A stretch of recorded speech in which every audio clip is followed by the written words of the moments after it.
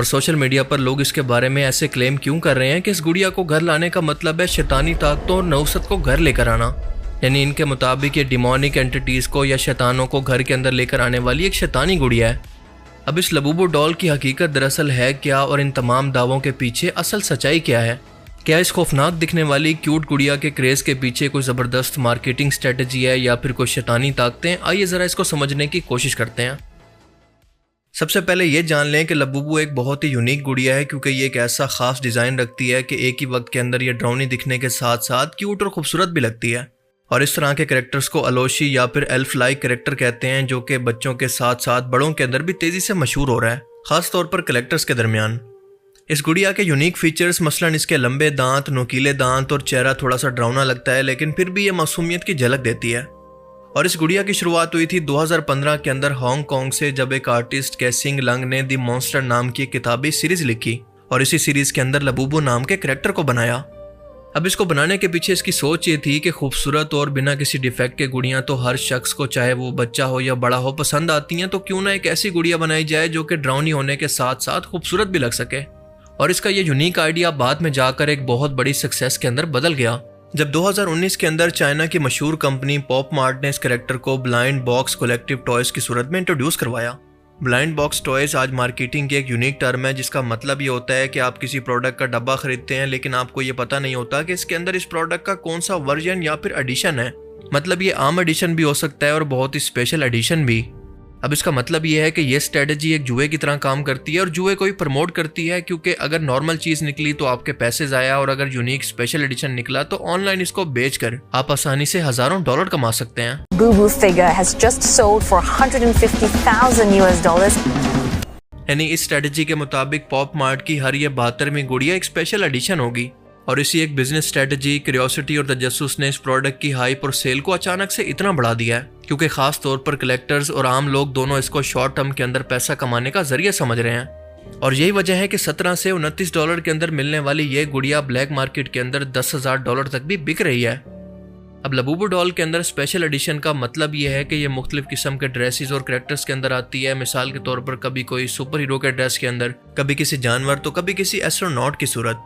और ये दूसरी वजह है इसकी पॉपुलैरिटी की।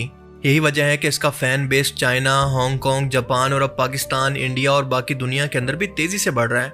खास तौर पर नौजवान लड़कियां और ऑनलाइन कलेक्टर्स इसको बहुत ज्यादा खरीद रहे हैं, जिसकी वजह से इसकी डिमांड बढ़ती जा रही है। और डिमांड बढ़ने के बाद सप्लाई कम होने या लिमिटेड एडिशन होने की वजह से इसकी कीमतें ऑनलाइन इतनी ज्यादा बढ़ती जा रही हैं। और पॉप मार्ट ने इसी बिजनेस स्ट्रेटजी को इस्तेमाल करके टोटल $1.8 बिलियन की सेल कर दी है और इनकी आईपी स्पेसिफिक सेल्स $480 मिलियन की हैं। अब ये आईपी सेल्स क्या होती हैं? देखें, लबूबू डॉल एक मखसूस किस्म का फिक्शनल कैरेक्टर है। इसकी आईपी का मतलब है इसकी पहचान का अलग कोड, एक अलग शनाख्त, ताकि इसको कोई और बनाकर बेच ना सके।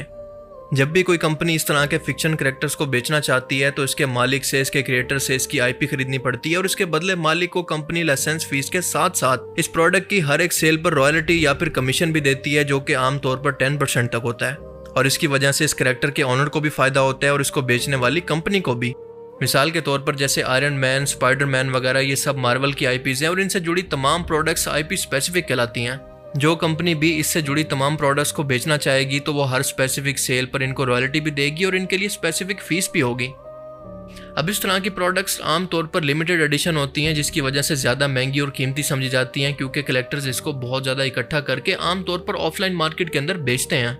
और लबूबू डॉल की ये हाइप खुद से पॉप मार्ट ने सेलिब्रिटीज से पहले क्रिएट करवाई। मिसाल के तौर पर मशहूर बॉलीवुड सेलिब्रिटीज मसलन Dua Lipa, Lisa, Rihanna, Kim Kardashian, David Beckham, इन तमाम लोगों ने इसको पब्लिक के अंदर अपने साथ रखकर प्रमोट किया, तो लोग इसको सर्च करने ऑनलाइन मार्केट के अंदर पहुंच गए। अब इन सेलिब्रिटीज का मकसद तो सिर्फ पैसा लेकर इस प्रोडक्ट को प्रमोट करना था, लेकिन वो प्रोडक्ट है क्या, इसके असरात सोसाइटी पर क्या होंगे, इससे इनको कोई लेना देना नहीं। अब लबूबू डॉल की हाइप की वजह तो हमने जान ली, लेकिन अब आते हैं इसके इस्लामिक प्रोस्पेक्टिव की तरफ कि क्या ये घर के अंदर कोई शैतानी ताकतें लेकर आती है। जवाब है कि नहीं। और क्या ये खरीदना हराम है? जवाब है कि हाँ, बिल्कुल। आइए ज़रा इसको डिटेल से समझें। देखें, लबूबू डॉल के बारे में फ़िलहाल कोई ऐसा साइंसी या दीनी सबूत नहीं है कि ये शैतानी ताकतों से जुड़ी है। ये सिर्फ एक फिक्शनल कैरेक्टर है, जैसा कि पोकेमॉन, आयरन मैन, सुपरमैन वगैरह, और इसे बच्चों और बड़ों की इंटरटेनमेंट के लिए बनाया गया है। इस्लाम के अंदर किसी भी चीज़ को शैतानी या फिर हराम तभी समझा जाता है जब वो अकीदे के अंदर बिगाड़ पैदा करे, मिसाल के तौर पर इबादत और हराम काम की तरफ बुलाए या कोई शरई असूल तोड़े। लेकिन जैसा कि मैंने ऊपर कहा कि ये जुए को प्रमोट कर रही है, जैसा कि ब्लाइंड बॉक्स टॉय स्ट्रेटजीज के जरिए होता है, तो ये इस्लाम के अंदर हराम है। और हराम चीज़ को या ऐसी चीज़ को जो कि आपके अकीदे के अंदर खराबी या बिगाड़ पैदा करे, ऐसी किसी भी चीज़ को खरीदना, इसे पास रखना मुसलमानों के लिए नाजायज़ है, बल्कि सख्त गुनाह है। आज जुआ कैसे कैसे शक्लें बदलकर आपकी ज़िंदगियों के अंदर दाखिल किया जा रहा है, आपको इसका अंदाज़ा तक नहीं होता। लेकिन जहाँ तक शैतानी ताकतों की बात है तो ये चीज़ तोहम परस्ती के अंदर आ जाती है, और इस्लाम वो मज़हब है जो कि तोहम परस्ती के सख्त खिलाफ है। सोशल मीडिया पर वीडियोस के जरिए ये कहना कि ये खिलौना शैतानी है, दरअसल लोगों के अंदर फितना और बिला वजह का खौफ पैदा करता है। बगैर इल्म के किसी भी चीज़ को जादू और जिन्नात से जोड़ देना खुद एक गुनाह बन सकता है, क्योंकि इसकी वजह से आम लोगों का अकीदा खराब होता है और आम लोग अल्लाह की बजाय बेबुनियाद बातों पर यकीन करने लगते हैं।